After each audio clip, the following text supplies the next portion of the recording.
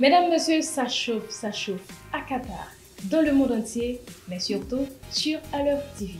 Et bien, toujours dans l'objectif de vous tenir informés et de vous faire vivre les plus beaux moments de la Coupe du Monde, la rubrique Info Mondiale revient cette semaine avec le résumé et les résultats de la compétition.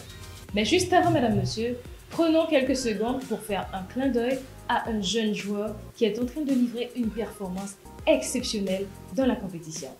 On veut justement parler de Kylian Mbappé, né à Paris, âgé de 23 ans et actuel tenant du titre de la Coupe du Monde.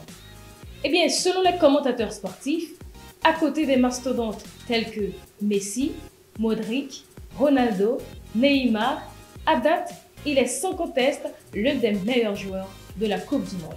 Avec 2 passes décisives, 1 but face à l'équipe australienne, 2 buts face à l'équipe danoise, 2 buts face à l'équipe polonaise de football en 8e de finale, soit un total de 5 buts dans 4 matchs en Coupe du Monde.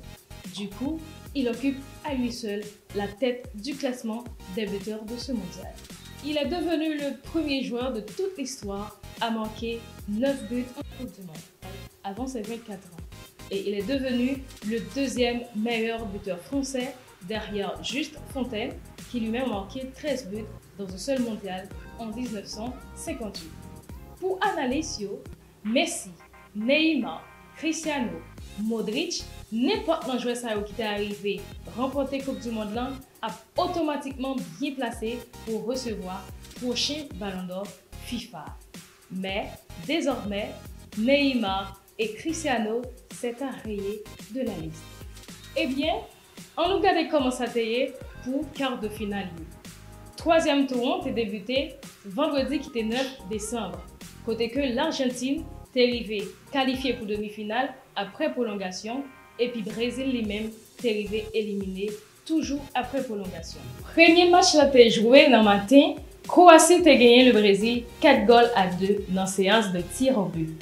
À 2h, l'Argentine a joué avec Pays-Bas et l'Argentine a pas joindre qualification pour demi-finale non après séance de tir au but 4-3.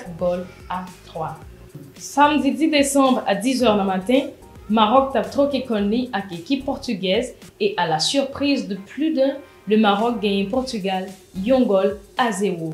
Du coup, il y avait une première équipe africaine qui arrivait à atteindre les demi-finales d'une Coupe du Monde de football. Et puis à 2h, il y a eu un match choc entre l'Angleterre et l'équipe française et la France est arrivée imposer 2-1. Qui est-ce qui va jouer à qui est-ce pour demi-finale?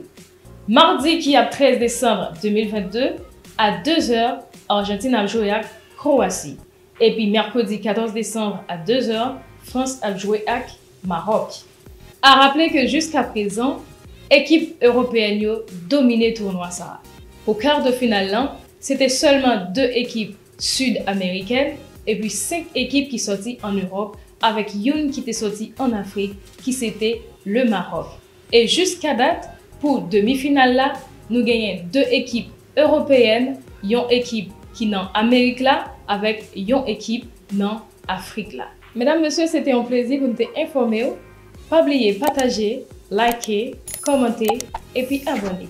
À bientôt pour une nouvelle rubrique sur Alors TV.